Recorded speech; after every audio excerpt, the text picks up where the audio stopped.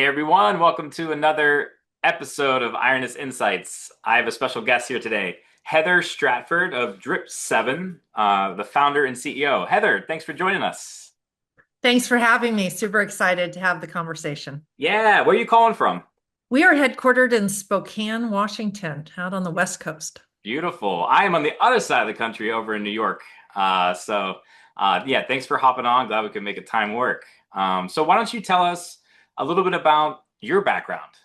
Well, I originally was from New York as well, upstate New York. Hmm. And I have been in technology my whole career, but I came in sideways. So I launched websites and I built companies. I've had multiple exits Hmm. and I've learned a lot along the way.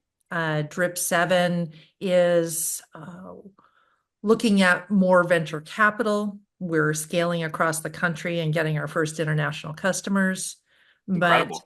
really, it's been a process of learning and adapting in IT as I've gone. Interesting. What exactly do you do and who are your ideal clients? Yeah. Yeah. So Drip7 is a microlearning platform. Some people ask me about how did I come up with the name? So drip is that small amount of information, and Mhm. seven is you really have to hear something 7 times before you internalize it and you Yep. use it. So Drip 7 is all about behavior change, Mhm. and no place needs it more than in cybersecurity. Uh-huh. So our beachhead is cybersecurity and compliance, and we have a complete adaptive tool for mid-tier enterprise is our ideal customer, but we can go smaller to small businesses and we can go larger to large enterprise. But we give them a complete tool. We reduce their time to administer a full program, and yet we increase the learning. We increase the behavior change of those employees while reducing the risk of the organization. Incredible. I love it. So when you say behave, first of all, I love the name, love the concept. 7 points of contact, right? That's how many times it takes for something to sink in. So drip Yep. seven, very, very appropriate, very, very creative. I love that name. And you guys have been around for already 5+ years now, right? We were coming up on our fifth anniversary, and we spun out of a cybersecurity firm as our parent company, Uh-huh. and we've been on our own and growing. Mhm. Incredible. I mean, congratulations on your success so far. I mean, it sounds like things are going really well. Yes. Yeah, that's great. So when you're saying changing their behavior, now are you doing this through education? Are there other ways that you guys implement change? How are you doing it? We have a philosophy that we need to be more consistent. You cannot tell a teenager once, "Hey, clean your room," or you can't show up at the gym on January 1st and work out for 4 hours and expect that you're going to lose weight and be in shape. Like Yep. it just doesn't work, and we know it doesn't work. And yet somehow in corporate America, we think that if we push out corporate training in large chunks once a year and we Mhm. check a box, that somehow those people are going to know what to do when they need to. And it is a disconnect. And so what we've done is provided a fully managed solution or a do-it-yourself solution for enterprise so that they can do a very consistent, very coordinated way to train and keep up with current attacks. We push out training on a weekly basis to people, but it's not an hour's worth of training. Sure. It might be 2 minutes, 2.5 minutes, something very specific. And we tie together both interactive training, phishing simulations, as well as policy acknowledgement and review. So everybody understands, what do I need to be doing? Okay, this is why I need to be doing it. And you're empowering me with that knowledge. And we get to test it a little bit in terms of, can I spot things? Do I understand things? And can I report them back to the IT team? Very interesting. Yeah, I mean, I think a ton of companies are literally just checking a box when they're, oh yeah, we did our training this year or this quarter or whatever it may be, right? Yes. Um, it doesn't necessarily solve the problem or put your company at lower risk. It's just, you know, checking that off. So I think this is interesting strategy. Every week there's something small, right? So you mentioned phishing tests, so I'm assuming like an email test. What is that right? And like what other, can you give me an example of what other what's another way you do it? Yeah. So, first of all, we have the ability to interact with and help with that drip idea, just a little bit of information every day, just like we have on, a TikTok or on Mhm. Facebook or Instagram, whatever we're on things and we see things a little bit all the time. What we need to do is keep things top of mind in a compliance and cybersecurity space. So it's that same idea. We can push training on a daily basis. And we do have some companies that choose to do that. But most are on our weekly cadence that Mhm. ties up to a monthly theme. And that's okay. And you could even pull it back to a monthly or quarterly. The problem is if you're doing a yearly, you're just missing the mark entirely. So what do? We bring little interactions. We bring little case studies like, hey, if you find a flash drive in the parking lot, ooh, right? This is great. I found something new, right? Oh, it's worth something. Let me put it into my computer. Like, Oh my so gosh. we give scenarios about, Yeah. hey, what would you do with this? And here's what can happen. And then we say, this is what you should do. So we do real life, real scenarios. We do videos. We do interactions of, well, which of these things are right, which are wrong. And we have an immediate learning loop. So you don't have to go through a 40-minute and then Yeah. check a couple of boxes. Yes, I understand. It's all very tight and concise. It's an immediate learning loop. You have a mini dose of, hey, be vigilant. This is what to look for. And then you move on with your day. The best thing is senior executives, admins, people on the front lines, people who are salespeople and often traveling or out of office, right? They all have small amounts of time that Mm. they can squeeze things in. What they don't have is a 2-hour block to Mhm. get some mandatory training done. I think it's super smart. I mean, us humans, we have an attention span of about 2 or 3 minutes, anyways. Mhm. So even if you have time to do that 40-minute or hour or 2 hour training, how much are you really absorbing and and how much are you really clicking through? I think we know the answer, right? That's right. Yeah. And I also love the real world examples. Like you and I can sit here and laugh, like, oh, yeah, of course no one will put a jump drive into their computer. But it happens. Human error is real. And it's not that that person, isn't smart or there's something wrong with them. It's just they're not aware. They're not aware that these are actual ways that it's a threat. These are ways people infiltrate your system. Yeah, and they're all different ways. And what I say is it's the person who has a cake coming into the office. Oh, hold the door open. Okay, that's called piggybacking to get Yeah. in, right? It's somebody who walks around looking like an IT person, but nobody's ever seen them. Like, who let that person in? Hmm.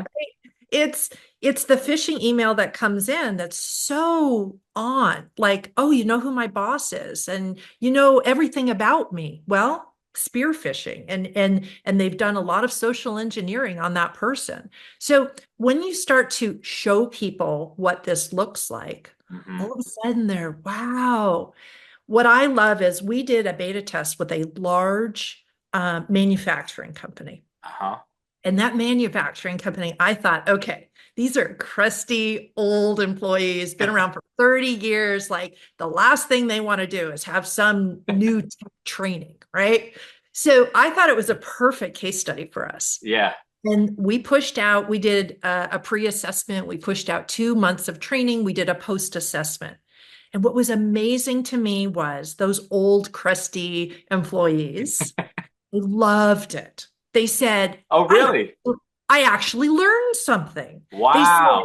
wow, this is so much better than what we used to do. I Hmm. actually understand a little bit more of what you are talking about.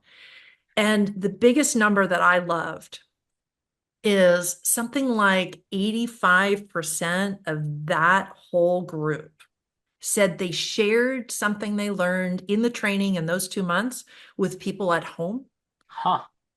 And what that means is they had behavior change Yeah. because they're like, wow, did you know this? Like I learned this and I'm sharing it either with a younger family member, a spouse, or maybe a senior person in their family that they're helping take care of. And so when they say they're sharing, all of a sudden we're making behavior change, not only for the work, not only for that environment of the company, we're making behavior change to help that entire family be more secure because I'll tell you, everybody's under threat. So it sounds to me like your Drip 7 actually has a ripple effect. You see what I did there? Yeah, it's great. That's great. I'm going to use that. That's very You good. should. No, it really does, though. The ripple effect is very real. But I mean, what an amazing outcome for something. I mean, I'm not sure what your expectations were, right? I mean, I guess you never really know beforehand, but I mean, what an amazing turnout. 85% that is actually sharing this information. That means they absorbed it and they're passing it on, right? I mean, Mhm. that's your got to be your goal. Right. And what's really hard in our industry is I have people say to me all the time, well, what's the ROI? And can you prove to me? And I said, so you want me to prove a non-event, right? Like this person was better at spotting the ransomware, better at not clicking. I'm proving a non-event to make you safer. It's just a really hard thing in our industry, um, because it's only when it falls apart that all of a sudden people care. So I'm an evangelist to the idea that a little bit of preparation and a little bit of concerted effort on the front end will save you a world of hurt with a breach, an incident, reputational disasters, um, uh, fines, and PII that is gone, Mm-hmm. right? All of that is possible. But what can really, really help is doing some things up front. Right. And that's what we do. We give people the tools. Now, here's the stat that I think everybody's going to be like, is that really true? 90% of breaches can be traced back to human error. Yeah. Hmm. That is a staggering number. Crazy.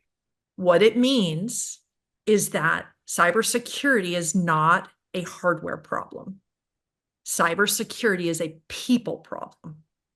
And if you are not addressing the people, you are missing out on the majority of your risk. Wow. I mean, 90%. I mean, I've heard high numbers. I believe it now. I mean, this is such a real thing. I think your method of education, just kind of dripping it little bits at a time, is genius. I've never quite heard something exactly like this. So definitely something unique Drip 7 offers. Um, Very cool. So how do you get the word out there? How are you getting your customers?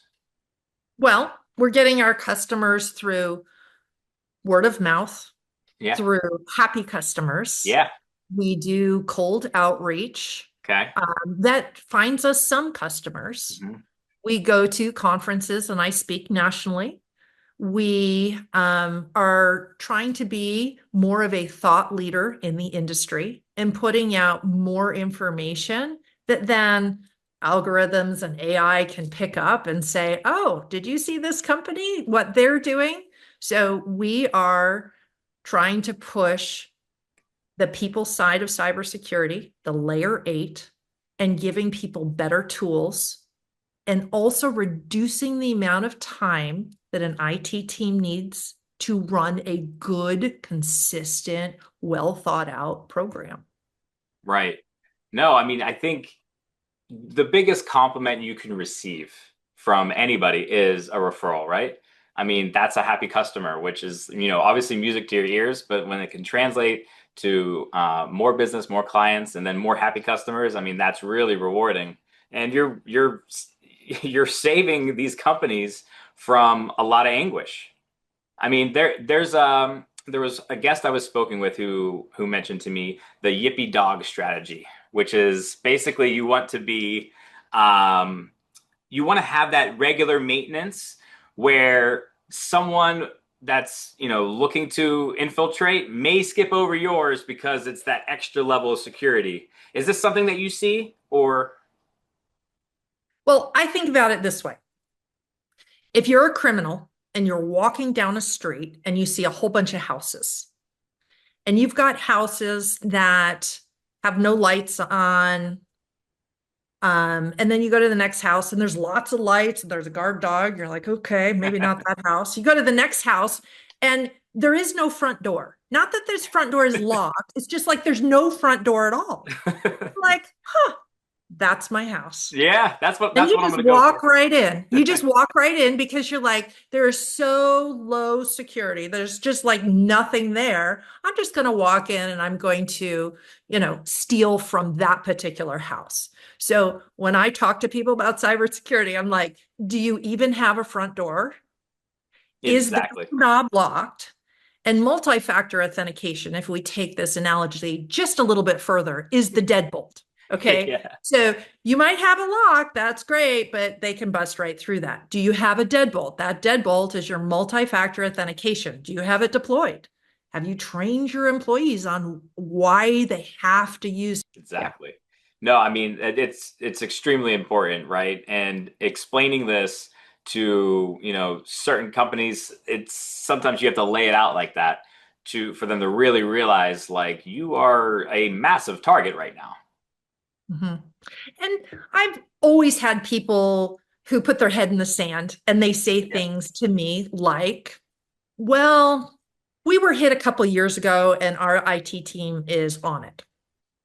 Okay, good. So they've made some improvements. What they need to know is if you've been hit once, you're 60% more likely to have another breach and another incident within that year because all the criminals know that you're an easy mark, right? Hmm.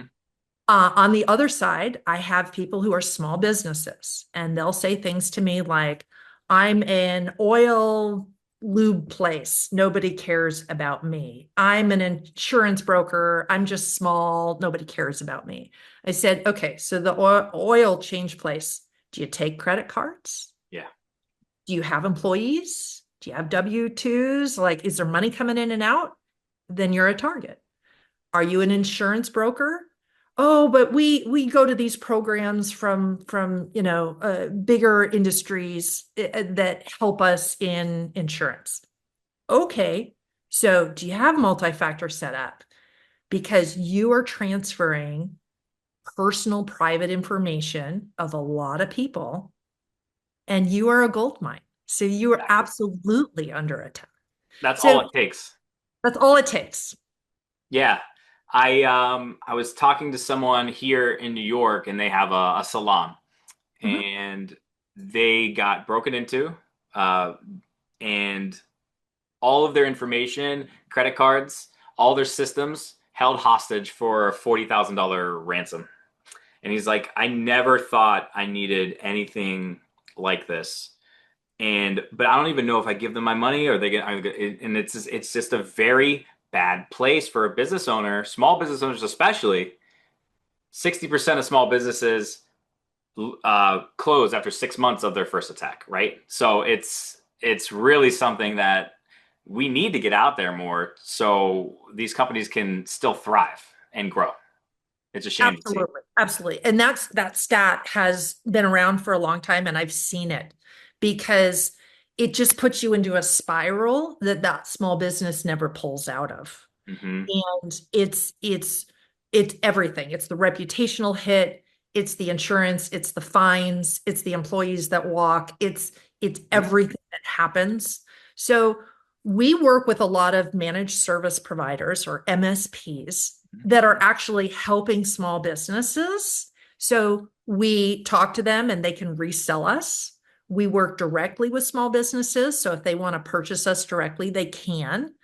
We love working with medium-sized enterprise, Mhm. people that are using some as MSP support, but have some internal IT people as well. We are a very good piece of the puzzle that we can fit in very easily. It takes less than 48 hours for us to deploy. Oh, wow. That's very fast.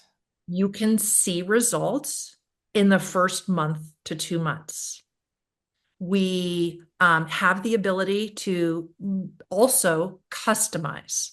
And when Mhm. I say that, I mean bring in the person's logo, branding, custom trainings. So our platform can overlay, we call it the frosting, Mhm. right? Overlay with other types of compliance things that are needed for that industry. A Perfect. salon is going to be very different than, a car dealership, right? Right. Different industries. You can bring in that custom training both for your own business, but also for the industry that you're in. And we're building out more and more industry tracks specifically to help industries. Love that. So, I mean, really, it's a custom approach, a little bespoke approach, if you will, with each individual client, which I think is great. And you can cater towards, the mid-tier market, the small, medium-sized businesses, and even up to large enterprise. I think that's great that your company has the ability to scale like that. Um, so what kind of changes are you seeing as far as threat? I mean, you mentioned like now you're seeing spear phishing and these hyper personal approaches, right? And with the implementations of AI now, like what are you seeing that has changed drastically recently? Yeah, well, I think you said it when you said AI, Yeah. right? So AI was given to everyone. Hmm. What that means is businesses have it to improve their processes, do things in a great way. Criminals also have AI. They are using AI to attack faster, more sophisticated, and at a greater frequency. Hmm. And so, what we're seeing in cybersecurity is a huge tsunami of attacks that are much better Hmm. and are designed to get through. So I want to give tools to people to counteract. Right. Now, here's one of the ways that happens. You might be an IT team, and in March, you see an attack coming through, and you have 300 employees, and you need to be able to tell them, don't click on this or don't fall for this. So, what we have given that IT team is a way to say, hey, in a short video, don't fall for this, or here's this screenshot, or right, to add that layer of don't adaptable, we see this, don't fall for it, rather than the old school method of saying, hey, we need to add this to our annual training that's in 14 months. Why don't we put this in there too? It Yeah. doesn't work. We Yes. are not adapting fast enough to the changes in the attacks. And so Drip7 gives people tools to adapt to the changes. And it is needed more than ever because we have handed AI to people who are trying to attack and breach. Yeah. I mean, I just can't I still can't get over your approach here. I mean, even some of the trainings that, you see out there in the market, they'll do like a 2 week training and you do that at the beginning of the year and then like you're probably good for a year or another year, or maybe you do it every 6 months. It's so quick to change and improve and every single day. I mean, it's literally getting better. So I think if there's a new threat out there, you can just send them a quick 2 minute thing, Mhm. little test here, a little snippet here. Hey, watch out for this. This is not good. Don't click this. I think it's very, very, very smart. So what challenges are you seeing right now?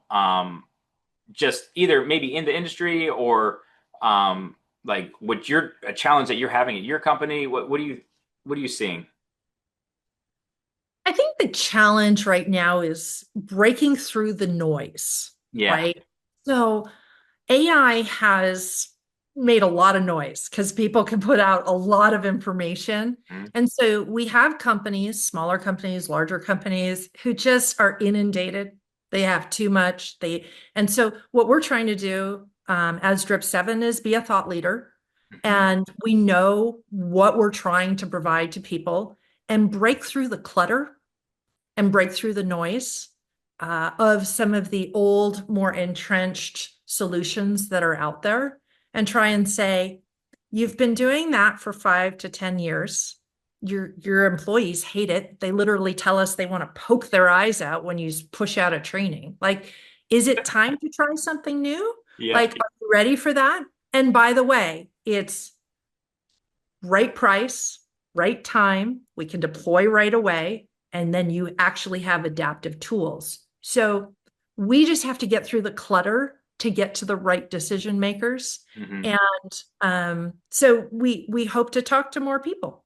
Yeah, yeah, getting that exposure out there. I mean, it is pretty noisy out there. A lot of stuff going on with, the AI, the changes in AI, and it's definitely an exciting time too, though. Yeah, it is exciting. And let me add one more layer on top of this. Privacy issues. Uh-huh. So right now, when I talk to a chief information security officer, I'll say, have you trained your employees on what to put into AI and what not to? Yeah. And I'll take a school district as an example, right? Teachers with the best intention, they're trying to develop an IEP for a student that needs extra help, and they're dropping personal information about a student directly into an open AI, let's say Grok, ChatGPT, Sure. something, right? The school district doesn't have enough resources to have its own private setup. They Sure. haven't like set their own sandbox. Hmm. And instead, they have teachers who are dropping information about the student into the open sea of AI. Yeah. It's a breach. Yeah. It's a breach of that person's information. Hmm. And so what we want to do is say, hey, don't put your head in the sand and think that they're not using it. Yeah. Don't you train them on what they can and can't do and how to best use it? And our tool gives them the ability to, hey, privacy is an issue. Do this, don't do that. Right. Yeah. I mean, I think that's incredibly important, and like, what a great example. I feel like a lot of people these days will just throw something in that black box that is, AI right now, whatever tool you want to call it. And I mean, I've heard of people putting their tax returns in there and saying, figure out what my income is. It's like, guys, let's not do that. Now, it is giving us a world of information. And I think there are definitely great ways to use AI. Yeah. But unfortunately, most people don't understand that it's then in the wild. Hmm. And it gives that a lot of information. You talked about tax returns. So, what's on a tax return? Besides the social security number, you have where do you live? Who are your kids? What are your kids' social security numbers? What's the name of your business? Where do you work? Like it has all kinds of information. And so if a criminal takes a tax return, they can do a deep dive, cybersecurity, social engineering, pull all this data, use it for an attack. Hmm. And it's that fast. Yeah. Yeah. No, it's definitely dangerous. I mean, I just want to thank you for today. I mean, this has been incredibly insightful. I love Drip7. I love the name. I love the approach. And it's really something that's proven to have what you call behavior change, right? Those 7 points of contact is so important. So I just want to thank you again for hopping on today. And where can my audience find you? Oh, you can find us on our website as well as on LinkedIn. Please reach out to me personally. I love to connect with people who are interested in what we're doing. Uh, Excellent. No, I'll have those posted below the video here. Heather, thanks again for hopping on, and I hope you have a great rest of your day. Thank you so much. Really appreciate it. Thanks. See ya.